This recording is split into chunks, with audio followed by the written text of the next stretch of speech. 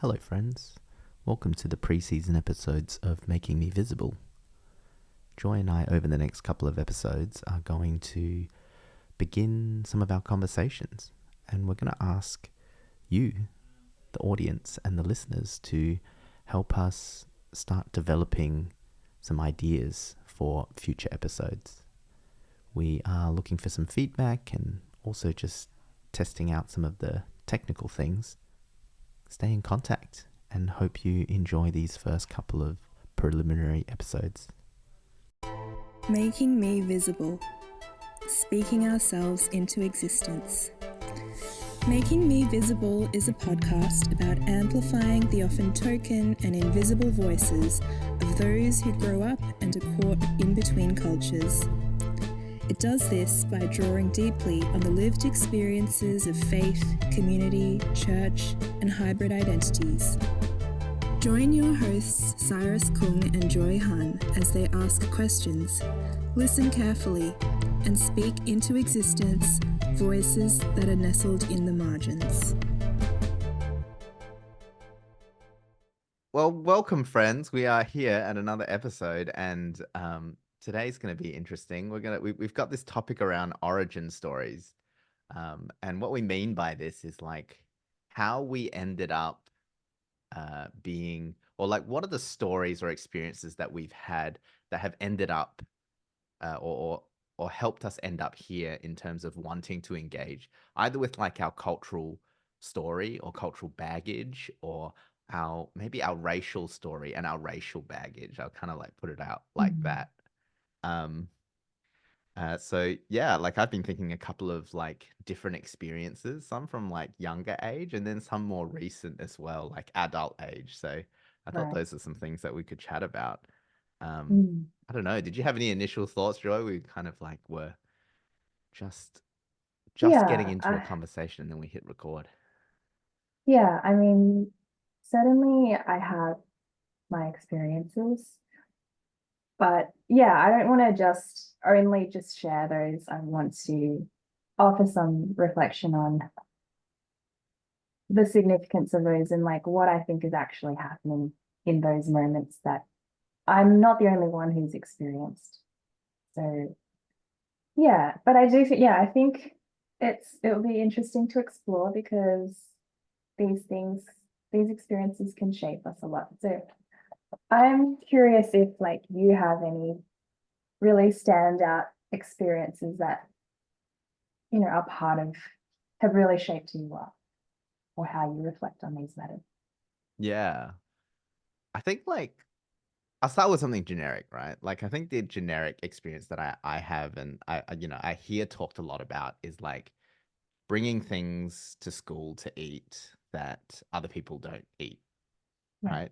right? Um, like the story that I usually tell is that like I remember like in grade 2 or grade 1, my mum used to make this like packed lunch thing, like hot lunch, rice and stuff. And I can't actually even remember the exact experience of someone telling me that it was off, but I do remember feeling and going home being like, I don't want this anymore.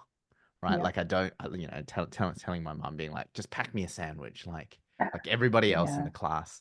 Mhm. Just the plain Vegemite sandwich or like ham and cheese or whatever it was. And I hated sandwiches and I still hate sandwiches now. Like people will never catch me eating a sandwich now. Because, I endured this thing like all the way up until Right. high school. And then I started making my own lunch.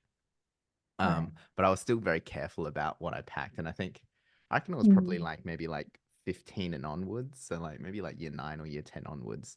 Um, I started packing like rice again and food that Mm. I actually enjoyed. And I remember the Right. switch, right? And like maybe this is like the time and the era which I grew up as well. I remember getting to that point and I think I was like in the common room in year 12 or something, and I was heating up my food and I had a whole bunch of like friends come over and they were like, "Oh my gosh, what are you eating? It smells so good. Mm. Uh can we swap?" And I think Right. in my head I was like a little bit triggered because I was like, "You want to swap food now? Like I've been Now enduring you eating want this to. sandwich." Yeah. So, But I but tell set the that scene for me a little. Sorry, go on. yeah, yeah. I was just gonna say, like, I think it's like I often tell this story because it's one of those things that like maybe I subconsciously hold when I talk about race and Mm, culture. It's like one of those like off experiences that I had as a young person that um I don't know, like I'm still trying to undo or still trying to process in some ways. yes. Yeah. So let's I want to touch on like what's unspoken there. Like I can guess, but if you set the scene for me, like would I be right to assume that maybe your early school environment was quite similar to mine in that I was like one of very, very few non-white people in the whole school. Um, and mostly it was, well, as we say in the Uniting Church, like Anglo white people. Yeah. So is that similar for you? Yeah, yeah, definitely. I think Right. like I don't know, at least in the part of the world that I grew up, it was still an Asian area, but it wasn't like the most, you know. At the most there was maybe like three or four people in our class. Okay. But it was definitely not normative. Um To and be and and, and there Asian. was something different about all of us, right? Like Right. we weren't the cool kids. Like I didn't really speak English until like I started kindergarten, and I remember hating Right. it. Same. Yeah. Because I Right. had no idea what was going on. So I Right. used to hassle this other girl that spoke Cantonese in my class. Um, and I remember her telling me at like year 11 or 12, um, we hadn't really been friends like through that time, but she was in one of my classes in year 11, 12. She's like, oh, I still remember like when we were in reception and you used to always come and talk to me in Cantonese. And I would be like she said this, she'd be like, oh, like, who is this weird Wow. Asian kid that keeps talking to me? A memory that I had Wow. lost. um, Wow. That's yeah, really interesting. I mean, I'm told that yeah, I mean, I was born in Australia, but only spoke Korean with my parents at home until like my first day of actually like preschool. And then I'm told that from that day on, I only really wanted to speak English. yeah, So, but yeah, that's interesting. It's kind of, yeah, different from my experience. But yeah, in terms of like other kids at school pointing out the weirdness of what's in your lunchbox, definitely relatable. But I want I want to just name something, which is that like I mean, I almost don't want to tell my version of that story because it's like so it's almost a cliche now. Like I think yeah, a lot of really good storytelling, I think, has come out of Asian America around these kinds of experiences. hmm And yeah, similarly, there, I think it's coming out of the settler-colonial context where, yeah, ethnic Asians are sharing their experience of majority white um, populations. yeah, So what I want to name is the fact that when we when we share these stories and enjoy like a certain catharsis that comes with it and a certain sharing and relating to one another, yeah, where we're naming the fact that we had this common experience of being othered in majority white contexts. But this yeah, comes out of settler colonialism. So I want to name that I'm like very cautious of the risk of normalizing the fact that those settler colonial spaces are majority white, right? yeah, But like, yeah. why is that? Because something happened, right? Something happened for that to happen. And yeah, I feel like that's kind of like a commentary on where we are at, like in Australia, like locally. I yes, think we're at the point like subtle Asian traits, right? Like that was started in sounds Australia. good. It kind of gone off, Right. but you know, there's a certain sense of like surface level as well. Like it Yeah, almost feels like a bit adolescent. You know, it's so there's a surface level. Yeah. consciousness. Yeah, there's like a consciousness of something isn't right here, but Right. And also like in the mainstream psyche of the person who hasn't grown up here or you know has had those experiences, there's also an inability to be able to name this any further. And we're kind of Right. stuck at laughing at ourselves, being Right. going like, sharing the solidarity. I think like that's kind of what you were Yes, saying, right? It's like, oh, we can exactly. laugh at ourselves and talk about this now. It's not as scary as maybe like, you know, um, late primary school, early high school, and being like, oh, I think that's like for me the definite internalized racism kind of part, right? Right. To maybe post that and then finding some Asian friends, and then now, a lot of that being able to laugh at that or joke in our own ways. But it's Right. kind of what you're saying is that like we need to go beyond that, or like there's there's Yeah. there's more reflection around. Right. Like I don't want to, yeah, I definitely don't want to downplay the power and importance of being able to name that experience, like those Facebook groups and things. Yeah, we're really powerful because for so long, like we all knew we had these experiences, but it wasn't easy to actually talk about them. And so yeah, to even be able to name them and share them, that's powerful. But yeah, I really like want to go deeper. And you use this term internalized racism. Like I want to, okay, let's not build up to it. Let me just throw it out there. But Yeah, yeah, yeah, sure. I have this, I mean, hypothesis that, okay, in our context in Australia on stolen land, like everyone knows what happened. Okay, maybe it's not always conscious or reflected on actively Yeah. by everyone, Hmm. but like, I mean, my favorite philosopher talks about unknown knowns, right? So there's Yeah. unknown unknowns, but like things that we don't know that we know because it's unconscious. So if Yeah. you asked us, we wouldn't say necessarily no, but some Yeah. part of you really, really deep down knows. And so I feel like A disembodied when knowing. exactly. So Yeah. when I was like 5 years old and my classmates, like they were not malicious at all by any means. They were my friends, but they would be like, why is your nose so flat? Or what's Yeah. in your drink bottle? Like all of this stuff of saying like, where are you from? Yeah. Your house And smells like rice, Cyrus. That's what I often got that I did not know how to gosh, process. Like your house smells so right. Asian. I Yeah, was like, I this don't know what like this saying, means. Yeah. right, this whole pointing out that you're different and you don't belong here. I feel like, okay, for the there's many second peoples Mm. who are not okay, for white people, second peoples, what they're expressing there is an internalized knowledge or unconscious knowledge that they themselves don't belong here. So Yeah. they're reasserting their claim to belong here, like a right to Yeah. be here, Yeah. which they deep down they know that. I mean, there's unfinished business there. There's like Yeah. something that we don't talk about, an invasion that we don't talk about. So people, because they want to suppress that Yeah. so much, they'll take the opportunity to point it out to people who are more recent arrivals. So Yeah. Yeah. which is even like not even historically accurate because non-white people were in Australia from after invasion, but from the beginning of the invasion. So that okay, Yeah. that's another story. But yeah, like Yeah, I there's like a got there. whole I threw it out there. there's like a whole piece there around like the ongoing conservatism that in migration and things that kind of seep Right, into the context as they've lived here longer.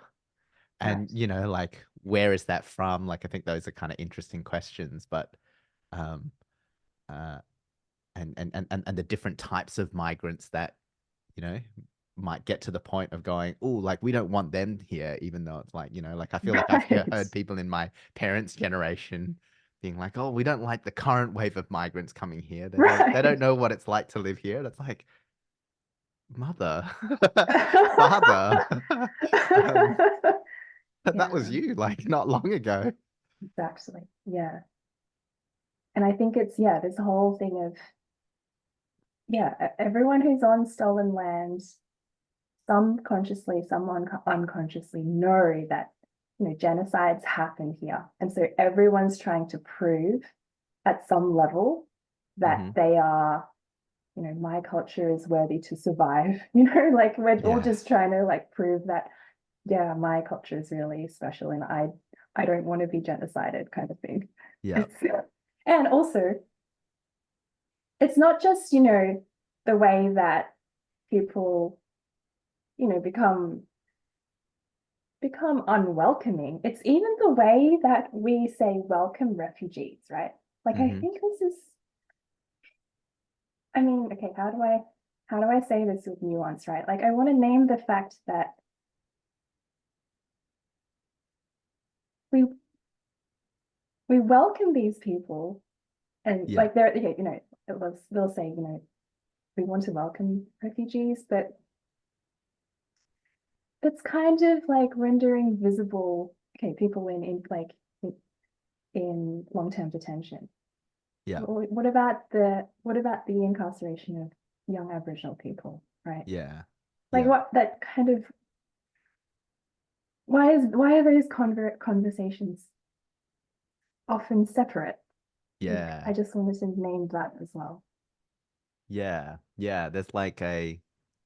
Um there's like an unconsciousness, I think, Yeah, they're like a in our thinking of it. And I think right, that's like not exclusive of um culture or ethnicity. I think that's like absolutely. us, something we claim as, you know, the place we now live in, right? Like as Right, Australia as we know it now. Like I think that's the culture we're all in. And right. um there's there's an adolescence-ness about it, Hmm. because there's gaps in our understanding, or there's gaps in um, different parts of those cultures, which I think can name some of their marginality, but might not be like we might not be able to name collectively the what that means in relation to one another. Right. And I wonder if that's also where we end up getting into these kind of different marginal groups facing off one another, um, because Right. we struggle to see it as a whole. We struggle to see it as this is the place that we're all in, that we're all trying to find meaning and purpose and a place in, Hmm. and maybe that underlying threat that we feel, like there's a Yes. humanness about that, um, but we all have kind of varied and nuanced lived experiences that might be difficult at times to talk about, like why your marginality is the same as my marginality, but the experience of it could be very, very different. Right. Um, Right. Yeah. Like, yeah. And definitely those experiences can be difficult. And I think that can sometimes be a barrier, not warranted, but nonetheless a barrier to doing the work of recontextualizing your experience, like, say, as a migrant. mhm. Like, maybe you have an experience like of colonization, of being colonized, right? Yeah, So in my grandmother remembers Japanese occupation of Korea, yeah, right? And so that's in my family, my family's mm, living history, living yeah, memory. Um, and yeah, for pretty much anyone in the Korean diaspora, that's going to be the case. But like an unwillingness to see oneself as a settler, as a yeah, settler colonizer in Australia.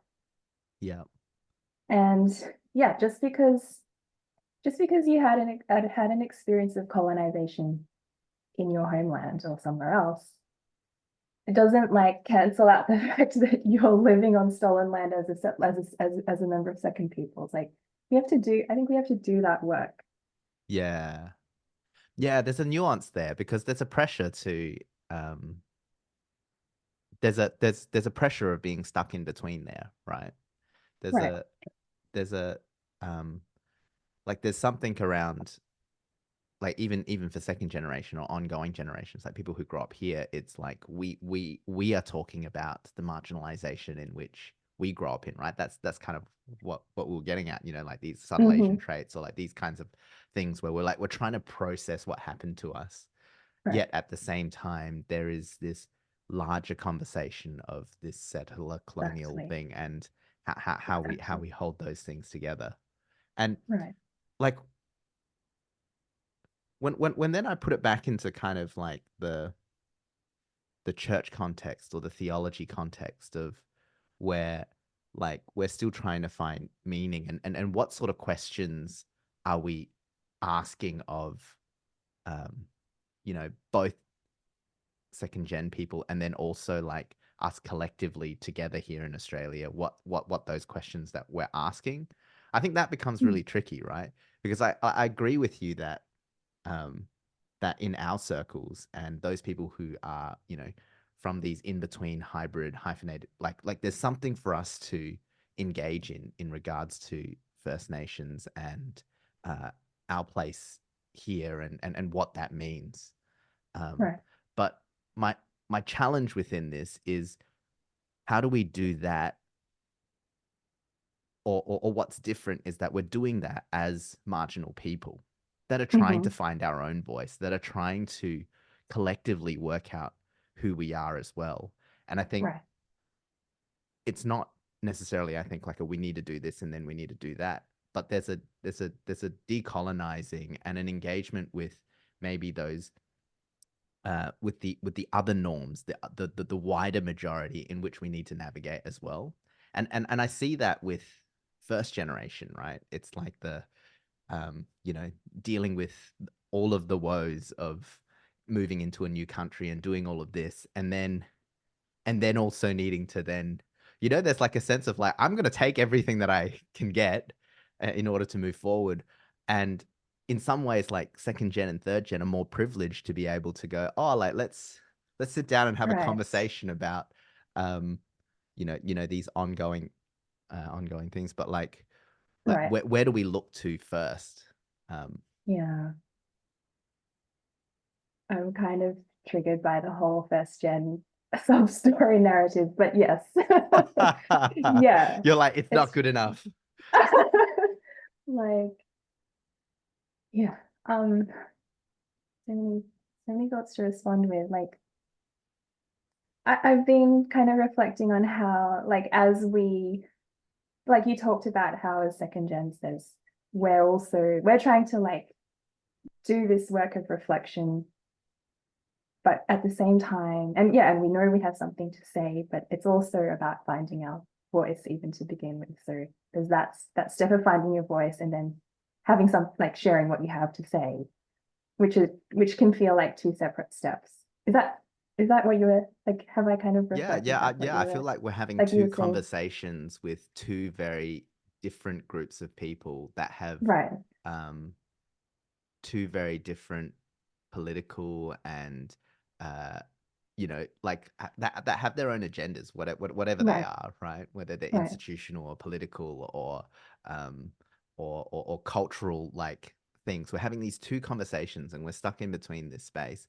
There's this conversation with First Nations and reconciliation, and this Right, conversation, which is important, which is dealing with, you know, my right, my, right. my sense of privilege and all of this. But then there's this other Uh-huh. conversation, um, about my marginality and Yeah, our how own I fit into experiences. this, our, our, Yeah. our experience, and then like how do we Hmm. find our place in that? And, and Yeah. and when I put this back into the context of like the church, or specifically maybe for us in the uniting church or in these places, it's like, man, I don't want to speak on anything because I'm having two different conversations with two different people, and what I Right. say to a particular group is different to what I say to another group, and Right. and and almost like I want to set my own agenda around what it is that we feel like in our community we Right. need to talk about. Otherwise, we're both always kind of skewed into these being careful, and I think that's like part Yeah. of the second gen, or like, like the hybrid identity thing is that like we're always kind of scanning to work out like which context we want to speak in, but Right. then almost like then we lose sight of our own context and being in between, Right. right? So it's Okay, like, so this oh, is like, because go on. or maybe that's an Asian thing. I don't know what it is. I'm not sure if Right. it's like a hybrid thing or like an understanding, Right. or is it just like a, you know, um, the kind of uh reservedness that I have, being from like East Asia. It's like, oh, like I'm not gonna. Uh-huh. I'll just wait till everyone else speaks before I say Right. something. Right. Um, Okay. This is interesting because I mean, I have a different kind of response to that, but I think the experience, like the underlying experience, is the same, and it's just a different way of kind of trying to process that. yeah, And yeah, we've discussed this before, but I'm kind of hardline on this on this yeah, matter, yeah. right? For me, and okay, and let me kind of say what my position is, and then Hmm. try to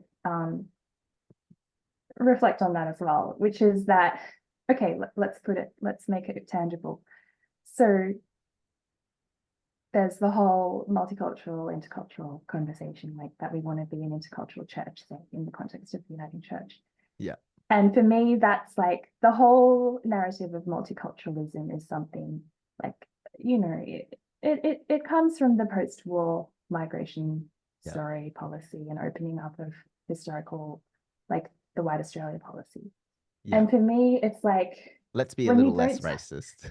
right, when you don't tell the story of what happened before White Australia and Yeah. how like there were and there are hundreds of language groups here and cultures Mm. Hmm. here, then you're just erasing that. I mean, let's call it multiculturalism that Yeah. First Nations had and have. So for me, if we can name that, if we can name um yeah, the multiculturalism, if we want to call it that, of First Nations, Hmm. that makes it safe for me to be, you know, um, like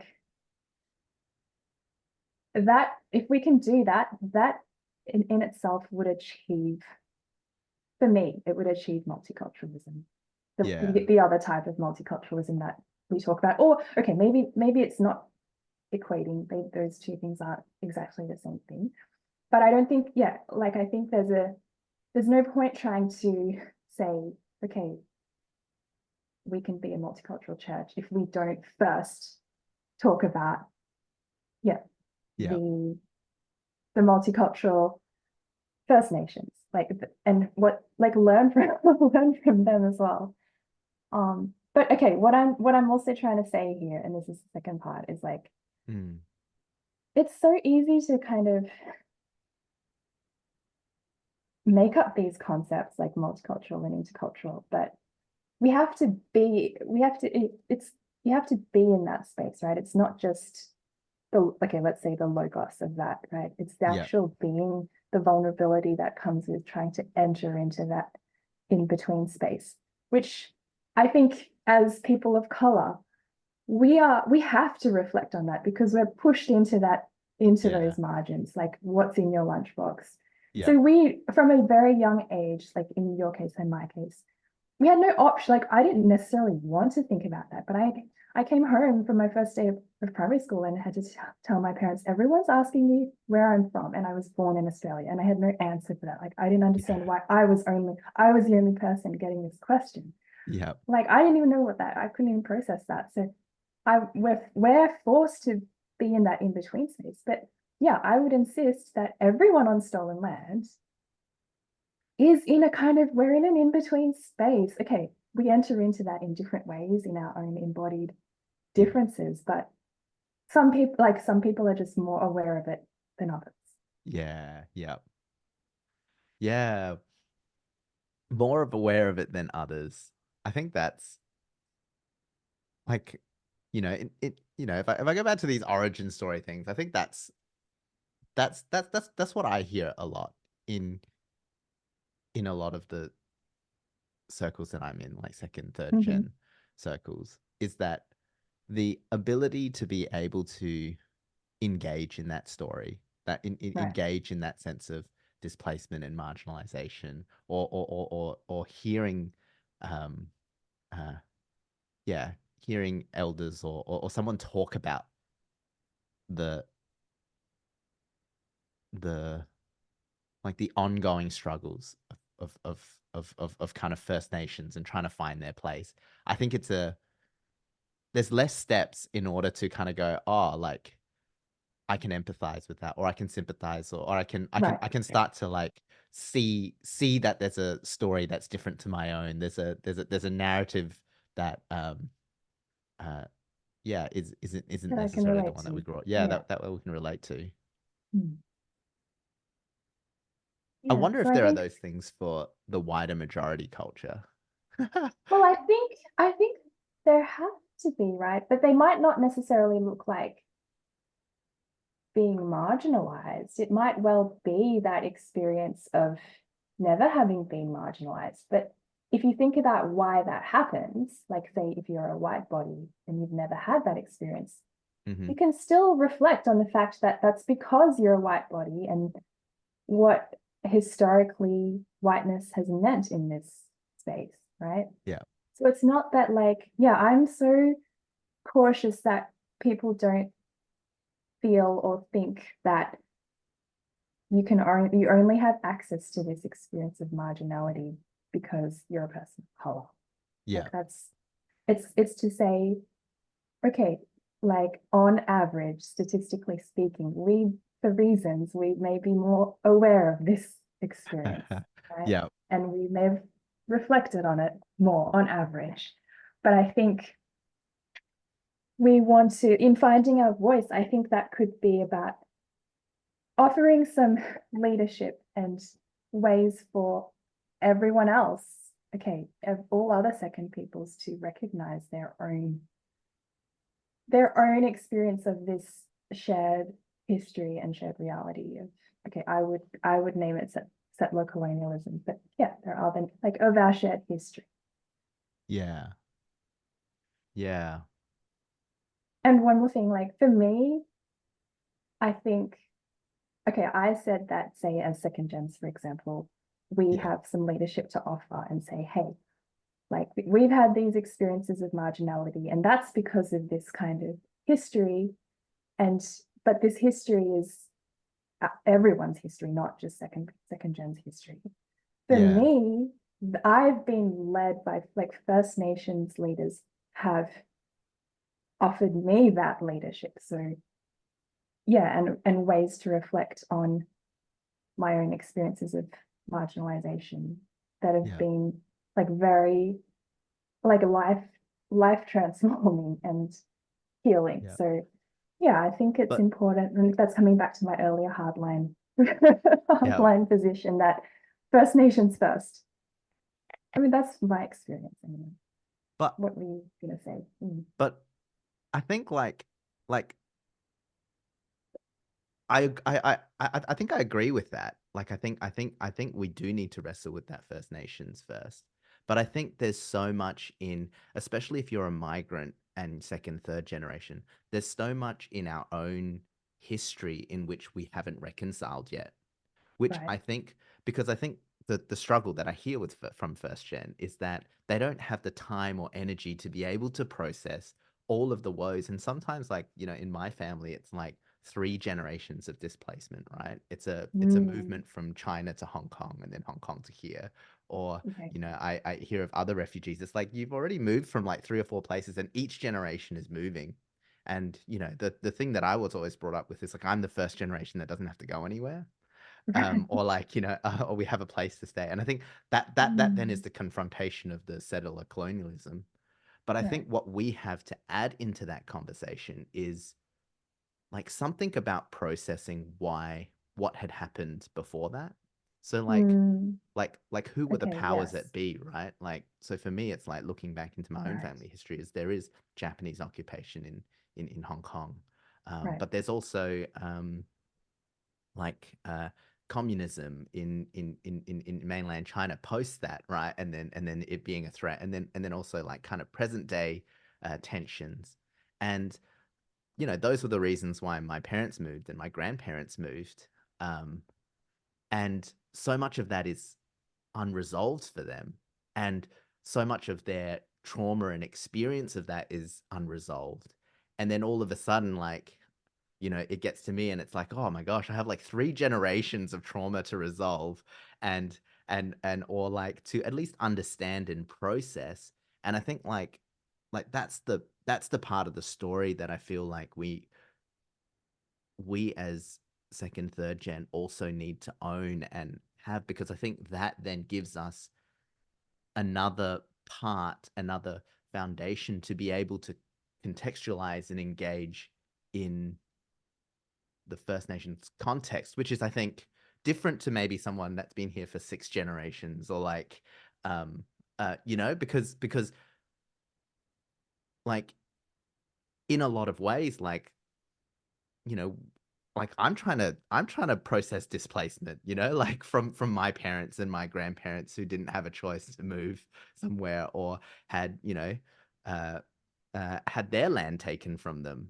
And I think if you're from Asia, like that's a like that's a huge part of it.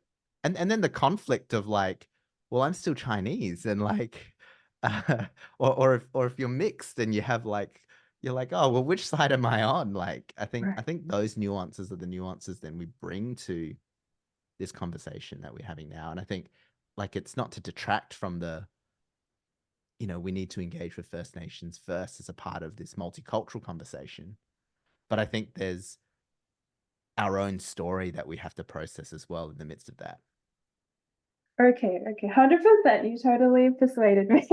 And like maybe I have to soften my position. I don't know why I'm saying it's a hardline position. I'll have to reflect on that in my own time. But you're absolutely right, because yeah, for me, I spent a year in Korea when I was in undergrad, and that's really when I properly learnt about the whole colonial experience there. And then through processing that, and continuing to process that, I mentioned my grandmother before, right? My home one, like that's how I've been able to, better connect myself to the story of dispossession here. So you're absolutely right. But yeah, and I think there are still origins, like, I'm stuck on this origin stories thing. I'm really trying to sell this, but like so much of our origin stories, as told by, I think, the second and third generations in our context now, are ones that are a bit self-deprecating, a bit of laughing at ourselves. But like, personally, I've tried to tell this other story. Like, the first time that I felt like, oh my gosh, I need to engage more into this First Nations thing was like at a welcome to country, in which I was there and asked to ask, where are you from? Right. Which is usually a hugely triggering question, right? Yes. Right. But But yeah, but go but on. then Yeah. sent off into a place where being like, wow, I'm being welcomed here, which is what I've always wanted. And now I'm forced to, it was a different way to trigger the same conversation about, oh my gosh, I need to know more about where the heck I come from, because it Yeah. was Which uh, in the space of welcome. right. Yeah, No, but that's like I had the same experience. Where which country did you have that experience? that was in Adelaide, so Right. on Ghana land. Yeah. Yeah, okay. I had that experience on Orange country, very close to that, right? So yeah, it's like being asked where you're from, but not like as the first thing that someone asks me, but like after after First Nations sharing their own origin story, like literally their creation stories and origin stories, and then asking where are you from as an invitation to share my own origin story. Like that was just completely, the experience of that was the complete opposite of primary Yeah. school where I'm from. Yeah. Maybe it goes So back to kind of what you were saying before about like where that question comes from. It's like right, it's a, where are you from, coming from a place of, actually, so I can welcome you well, not a where are you from so that I can, you know, tell you to go back there, or like I tell exactly, you how because I foreign you haven't are. processed, because I haven't processed my own, like why I'm here. Yeah, Because yeah, exactly. Yeah. yeah. Oh, that's good. And There's so many more streams there, and I'm just looking at the clock because we've got 1 minute. But I think this is part of the teaser of these early ones and how we got here. I Um, just quickly want to yeah, say, like, I don't want to let people who, who don't know how many generations they've been on stolen land for, to be let off the hook, because even that story of like, I don't know what my origin story is. Like, okay, maybe I was so and so was on the first fleet or whatever. Like, not knowing that is also like why? Like, you can still ask yourself and have maybe Yeah. have a gap there. That's your own thing to process. Like, everyone on stolen land, like everyone has an origin story or lack thereof, or unknown, like maybe it's an unknown story, right? An unconscious story. Yeah. But everyone has to, I think I would like to see everyone do that work, and we can do it together. I like it. Origin story. Where are you from? That's our ending point. Tell me. Oh gosh, that's good. Making me visible. Speaking ourselves into existence. Making Me Visible is a podcast about amplifying the often token and invisible voices of those who grow up and are caught in between cultures. It does this by drawing deeply on the lived experiences of faith, community, church, and hybrid identities. Join your hosts Cyrus Kung and Joy Han as they ask questions, listen carefully, and speak into existence voices that are nestled in the margins.